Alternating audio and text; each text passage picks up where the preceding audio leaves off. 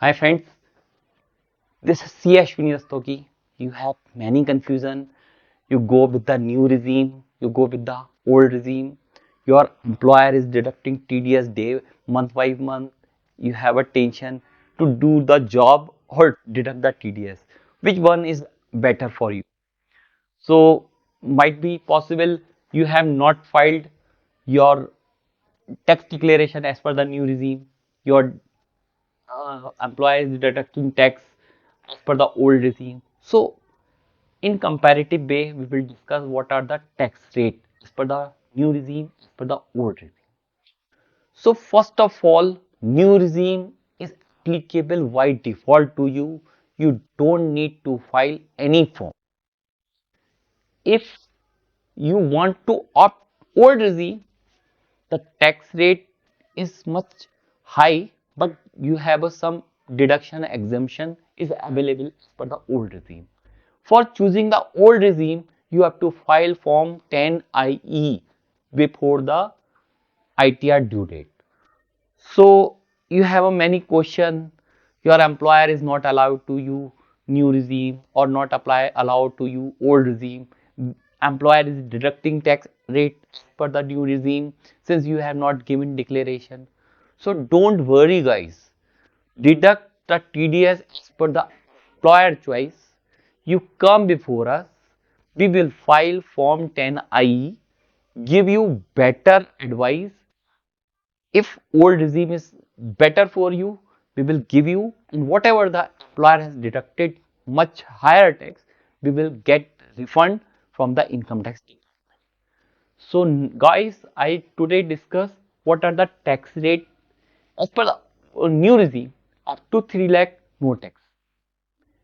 So there is a delta 3 lakh and beyond 15 lakh tax rate is 30%. So 3 to 6 5%, 6 to 9 10%, 9 to 12 15%, 20%, 30%.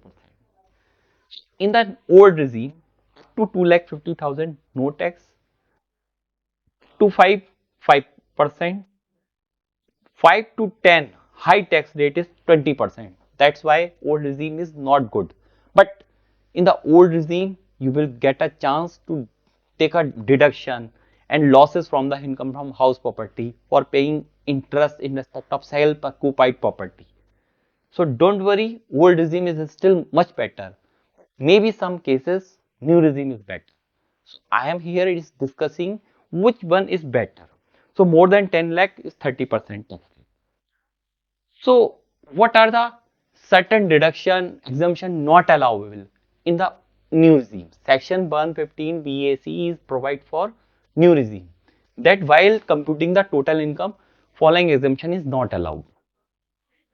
So LTC is not allowed in the new regime. House rent allowances, HRA is not allowed in the new regime. Special allowances, your traveling allowances is not allowed, and children allowances is not allowed. Right? Some important thing is interest on loan for house property, self-occupied property is not allowed. So, in short way, if you want old regime, what is better? You are paying interest in respect of self-occupied property, 2 lakh interest is allowed, but in the regime is not allowed. You can take your telephone expense or some reimbursement for petrol that is allowed in the old regime but not allowed in the new regime. HRA is allowed in the old regime but not allowed in the new regime. LTC is allowed in the old regime but not allowed in the new regime. So same way TC deduction 1,50,000 is allowed in the old regime, not allowed in the new regime. So certain losses is not allowed, right? So rebate.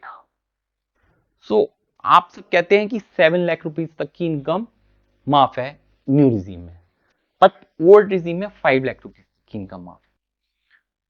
Mean if your income is to 7 lakh as per the computation of new regime, you will get rebate to 25,000. So you don't require to pay any tax up to 25,000 in the new regime. But your income is less than as per the old regime 5 lakh, the tax rebate is 12,500. So this is the rebate under section 87A that is allowed for resident. So many questions from the abroad uh, NRI guys who is saying our income is 3 lakh. So as per the normal provision of Income Tax Act, 5 lakh is don't required to pay. No guys, 87A rebate is available to the resident only, not for non-resident. So when you can opt for new regime, when you can opt for old regime. New regime is by default. You don't require to file any form. But old regime, if you have a business income, you once opted cannot go back, right? For salary class employee, every year you can decide I am in the old regime, I am in the new regime, I am in the old regime, same way. But business income, the concept is much different. So I am taking one example in order to easily understand to you. Suppose you have a salary income. By default, it is a new regime. So 7,80,000 salary per the old regime, new regime, no house property losses adjusted. 7,80,000 is your gross total income and no etc deduction.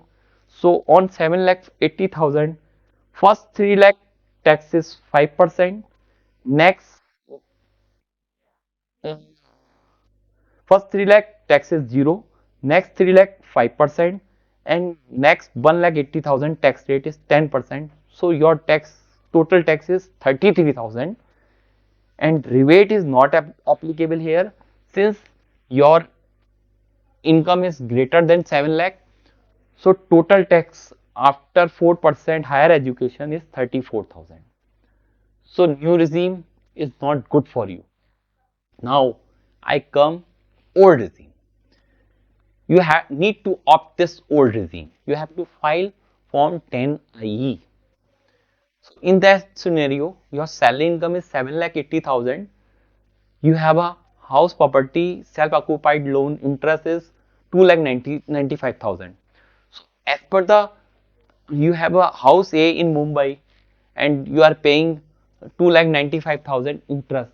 But the house property losses says only 2 lakh loss can be offset against the salary income.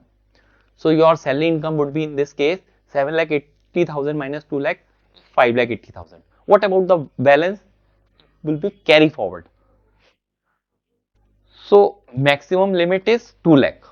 So balance loss allowed to be carry forward is 1,04,000. So in this case is 5,80,000 your gross total income. You have also invested in ATC. You are paying house property EMI. So that will be eligible in the ATC.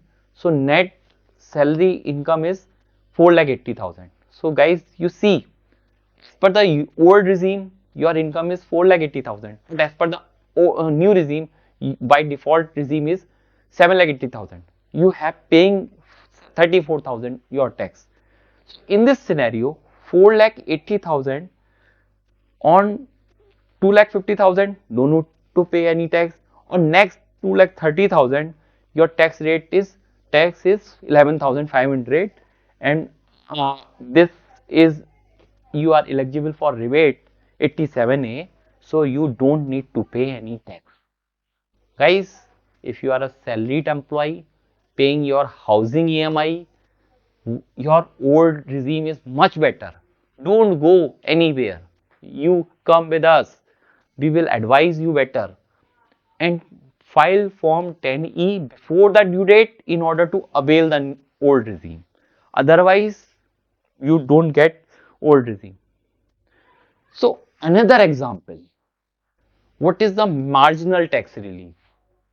So guys, if you are that is relevant only if for you is your total income is 50 lakh 90,000. I am saying just taking an example for 50 lakh 90,000 in order to understand to you what is the marginal tax relief.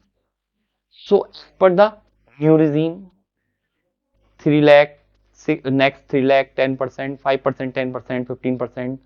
So total tax is 12 lakh 27,000 after surcharge 1 lakh 13 lakh 49,000. Guys, you noted here the surcharge is applicable at 10% once your income is cross 50 lakh. But your income is much only cross 90,000. You are paying surcharge 1 lakh 22,000. So in this case, margin tax relief is available to you. On old regime, your tax rate is 14 lakh 73,000.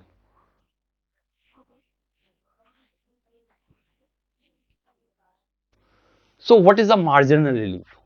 So first on income tax on 50 lakh is 12 lakh, surcharge 100% of seed income.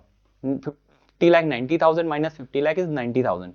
So in this case, your total tax is 12 lakh 90,000. Whichever is low is applicable. 12 lakh 90,000 your tax. At the higher education tax, so in this case, new regime 13 lakh 41,600 tax is for you.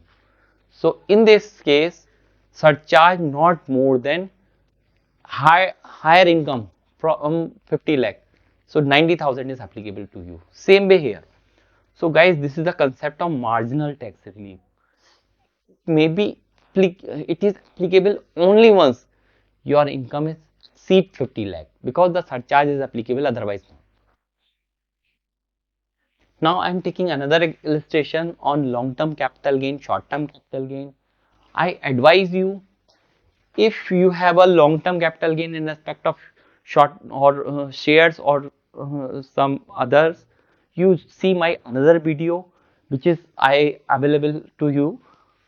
You can understand better how the tax rate is computed for long-term capital gain or short-term capital gain in the particular share trading, intraday, F&O and delivery-based shares. But here I am also discussing long-term capital gain is 50,000, short-term capital gain is 30,000, interest 12,000. So other income is 3 lakh 78,000. So here your total GTI is 4 lakh 70,000.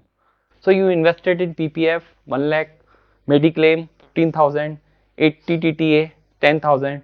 So your total income is 3 lakh 45,000. So in the new old regime, this deduction is available to you. But new regime, this deduction is not available to you. So if you avail a old regime, 3 lakh 45,000 your income, on the 3 lakh 45,000 income, tax is 15,000. By default, if you avail new regime, don't file form, your total income is 4 lakh 70,000 since you do not get any Mediclaim, ITC benefit or 80 TTA interest benefit. So total income is 4 lakh 70,000. In that scenario, tax is 19,000. So rebate is available in respect of new regime since the income is lower than 4 lakh or 7 lakh. So 100% of tax of up to 25,000 is available. So in this 19,000 you don't require to pay any. But here your your tax is more than 12,500. So you require to pay tax 2,750. In this scenario, new regime is better. So some cases new regime is better, some cases old regime is better. So better you analyze before anything happens. So I am saying I am taking same illustration. Your GTI is 6 lakh 70,000. So what will happen? So tax on 4 lakh 45,000. So long term capital gain on 50,000, same tax as per old regime. Same long term 15% is applicable on no new or old. Balance is A. So total tax is this. But in this case, 87A relief is not applicable because the tax is go up from 25,000. So tax rate is tax is 4,000, and there is no TC benefit, 87A benefit available in this case. But new regime is still 87 benefit is available, so still new regime is better. Since the income is lower than 7 lakh, is eligible for 87A benefit. Here 25,000 is 87A benefit due to your income is lower than 7 lakh. Here in the old regime, there is no 87A benefit because your income is greater than 5 lakh. So in this old scheme, your tax liability is much higher, but in the as per the new regime, your tax liability is lower. So still new regime is better. So some cases new regime better, somehow cases old regime is better. You have to analyze both in comparative manner. So this is 10IE form we have to file in order. So guys, this is from my side for individual taxation, which option, which regime is better, new regime, old regime, comparative manner I have listed it to you. So before doing anything, which option should you choose? You must understand the pros and cons of each taxation and which option is better for you. This is a matter of tax saving. You must decide before filing this important form. Thank you guys.